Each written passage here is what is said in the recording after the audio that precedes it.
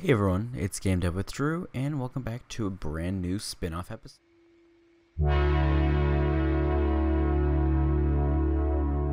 Today we are going to be looking at the history of Godot.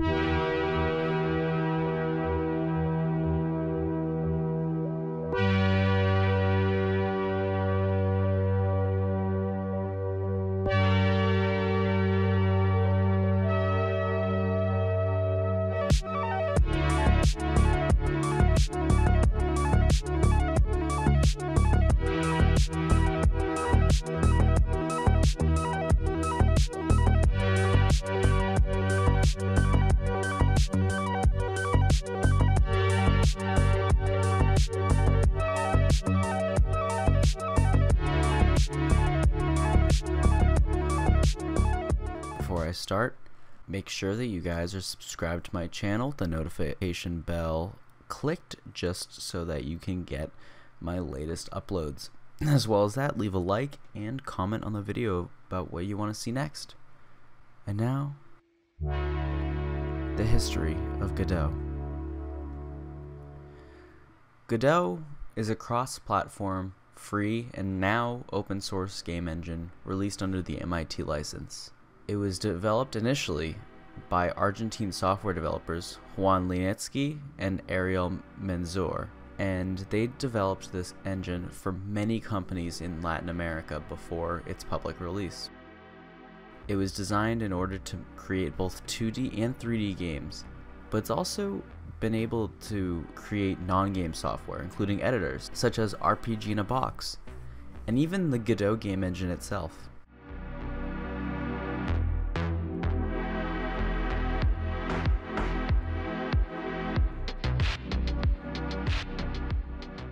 Godot's development was started by Juan Redoes Linetsky and Ariel Menzor in 2007.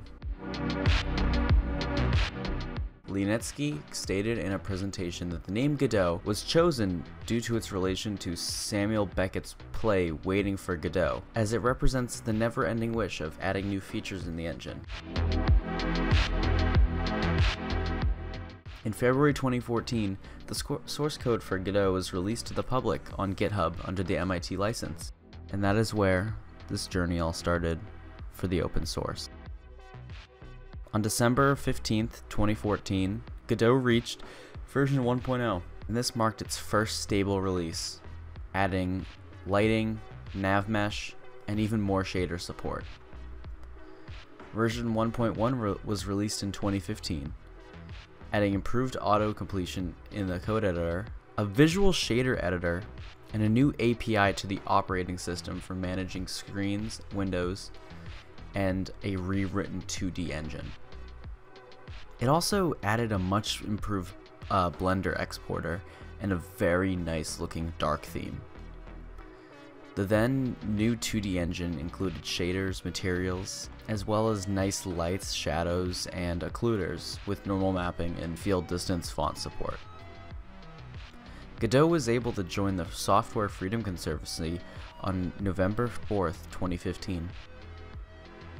Godot 2.0 was released on February 23rd, 2016, with a new file system browser, multiple scene editing, and a very enhanced debugger. This was followed very quickly with version 2.1 in August of 2016, which introduced a new asset database and a nice plugin API that is used widely to this day.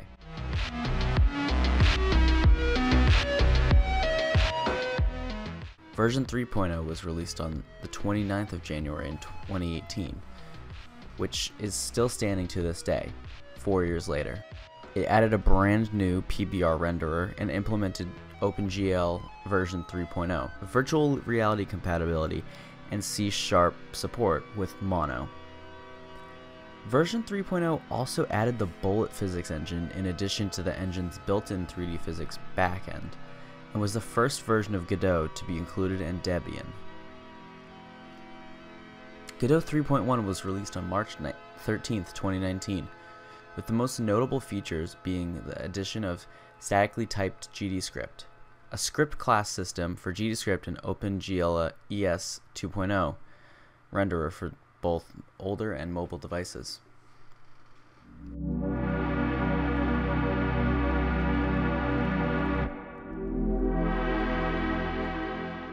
The lead developer, Juan Leonetsky, spent most of his time working on a separate Vulkan branch that would later be merged into master for 4.0. So work on 3.2 was mostly done by other contributors, as well as continuing on until 3.4. On April 21st, 2021, Godot 3.3 was finally released, after 2 years of basically radio silence, it seemed. Godot 3.4 was released on November 6, 2021, after 6 months of development. This build was to implement bugs or fixes that were critical for when you were publishing 2D and 3D games with Godot 3.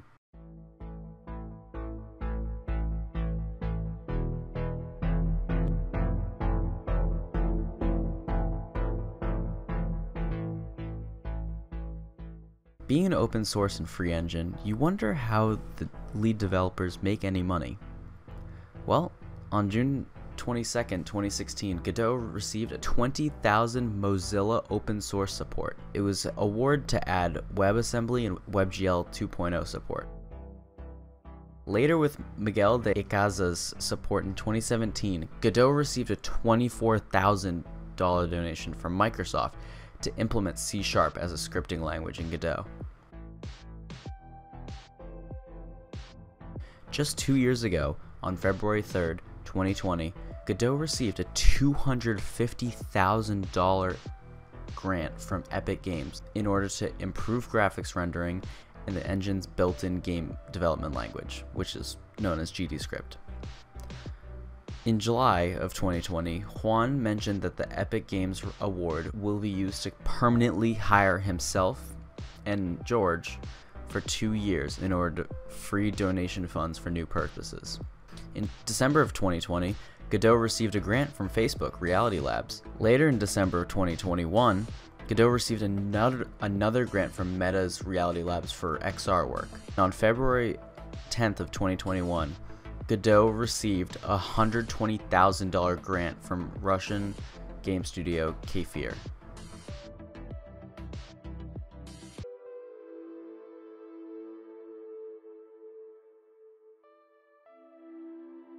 Godot is not just an indie game engine anymore. It has been used to make the Sonic Colors Ultimate PC port, and it will probably continue being used by many different AAA title games. Godot is becoming a very big engine, and I really like to see it growing up. I'm really excited to see what comes in the future, and I hope you guys are here to join me. Thank you all so much for watching, and please subscribe. Bye everyone.